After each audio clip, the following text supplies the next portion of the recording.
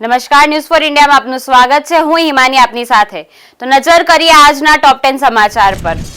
જૂનાગઢમાં ધોધમાર વરસાદથી આબ ફાટ્યા જેવી સ્થિતિ સર્જાઈ છે. બારે મેઘ ખાંગા થતા ભવનાથમાં ઠેર ઠેર પાણી જ પાણી જોવા મળ્યું. ગિરનાર પર્વત પર આબ ફાટ્યું હોય તેવી સ્થિતિનું નિર્માણ થયું છે. દામોદર કુંડમાં ઘોડાપુરની સ્થિતિ, ગિરનારની સીડી પર પાણીના ધોધ પણ વહેતા થયા. ગિરનાર પર ધોધમાર વરસાદ વરસતા ભવનાથમાં પાણીના ડરામના દ્રશ્યો સર્જાયા છે. ગિરનારમાં ભારે વરસાદથી દામોદર કુંડમાં ઘોડાપુર આવ્યું. સિઝનમાં પ્રથમવાર દામોદર કુંડનું રુદ્ર સ્વરૂપ જોવા મળ્યું. વરસાદની સ્થિતિનો તાગ મેળવવા વહીવટી તંત્ર અને કોર્પોરેશન સ્ટાફ ભવનાથ વિસ્તારમાં પહોંચ્યો હતો. હવામાન વિભાગે ગુજરાતમાં ભારેથી અતિ ભારે વરસાદની આગાહી કરી છે. આગાહી અનુસાર ગુજરાતના અનેક જિલ્લાઓમાં વરસાદ વરસી રહ્યો છે. ગુજરાતમાં છેલ્લા 24 કલાકમાં 233 તાલુકામાં વરસાદ વરસ્યો હતો. ભારે વરસાદને પગલે રસ્તાઓ પર પાણી ફરી વળ્યા છે. ગુજરાતમાં છેલ્લા 24 કલાકમાં સૌથી વધુ નર્મદાના સાગબારામાં 7 ઇંચથી વધુ વરસાદ ખાબક્યો છે. તો સુરેન્દ્રનગરમાં લખતરમાં 5.5 ઇંચ વરસાદ વરસ્યો છે. જૂનાગઢમાં 5 ઇંચ વરસાદ વરસ્યો હતો. જૂનાગઢના માણાવદરમાં 4 ઇંચ વરસાદ નોંધાયો. હવામાન વિભાગની આગાહી અનુસાર આજે રાજ્યમાં વરસાદી માહોલ રહે તેવી શક્યતા છે. આગામી 48 કલાકમાં ગુજરાતના અનેક જિલ્લાઓમાં અતિ ભારે વરસાદની આગાહી કરવામાં આવી છે. આજે સુરત, નવસારી, વલસાડ, ડાંગ, તાપી, નર્મદા અને દમણ, દાદરા નગર હવેલીમાં અતિ ભારે વરસાદની આગાહી કરવામાં આવી છે.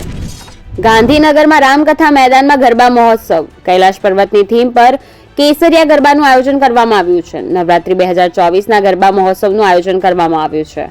કૈલાશ પર્વતની 80 ફૂટ ઊંચાઈ ધરાવતી પ્રતિકૃતિ પણ તૈયાર કરવામાં આવશે. ગુજરાત પોલીસ દળમાં જોડાવા ઈચ્છુક યુવાઓ માટે સારા સમાચાર સામે આવ્યા છે. રાજ્યના યુવાનો માટે સરકારે મહત્વનો નિર્ણય પણ લીધો છે. પોલીસ દળની 14,820 જગ્યા પર સીધી ભરતી કરવાની જાહેરાત કરવામાં આવી છે. સિવિલિયન સ્ટાફની 245 જગ્યા પર પણ સીધી ભરતી કરવામાં આવશે. વિશ્વ પ્રવાસન દિવસ નિમિત્તે મોરબીના સ્થાપત્યો અંગે ફોટા પ્રદર્શનનું આયોજન કરવામાં આવ્યું. નવી પેઢી સૌરાષ્ટ્રના પેરિસ ગણાતા વાઘ મંદિર, મણિ મંદિર જેવા વારસાને જાણે તે માટે રાજ પરિવારના સહયોગથી ફોટા પ્રદર્શનનું આયોજન કરવામાં આવ્યું હતું.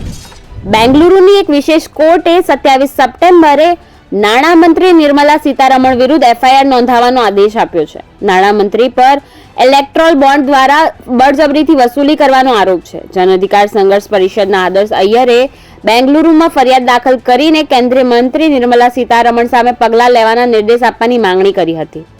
અરજી પર સુનાવણી કરતી વખતે કોર્ટે બેંગલુરુના તિલકનગર પોલીસ સ્ટેશને એફઆઈઆર નોંધવાનો આદેશ આપ્યો હતો. આ મુદ્દે આગામી સુનાવણી 10 ઓક્ટોબરે થશે. ભારે વરસાદ વચ્ચે ઉજ્જૈનમાં મહાકાલ મંદિરના ગેટ નંબર 4 પાસે દિવાલ ધરાશાયી થઈ હતી. કાટમાળ નીચે દબાઈ જવાથી 2 લોકોના મોત થયા છે, જ્યારે એક મહિલા અને 3 વર્ષની બાળકી ગંભીર રીતે ઈજાગ્રસ્ત થયા છે. તેમને ઇન્દોર રેફર કરવામાં આવ્યા છે. ભારે વરસાદ વચ્ચે રાહત અને બચાવ કામગીરી શરૂ કરી દેવામાં આવી હતી. મુખ્યમંત્રી ડોક્ટર મોહન યાદવે આ ઘટના પર શોક પણ વ્યક્ત કર્યો હતો. તેમણે મૃતકોના પરિવારજનોને 4 લાખ રૂપિયા અને ઘાયલોને 50,000 રૂપિયાનું વળતર આપવાની જાહેરાત પણ કરી છે. અમેરિકામાં હરિકેન હેલન ખૂબ જ ખતરનાક સ્તરે પહોંચી ગયું છે. હેલને ગુરુવારે ફ્લોરિડામાં પ્રવેશ્યું હતું.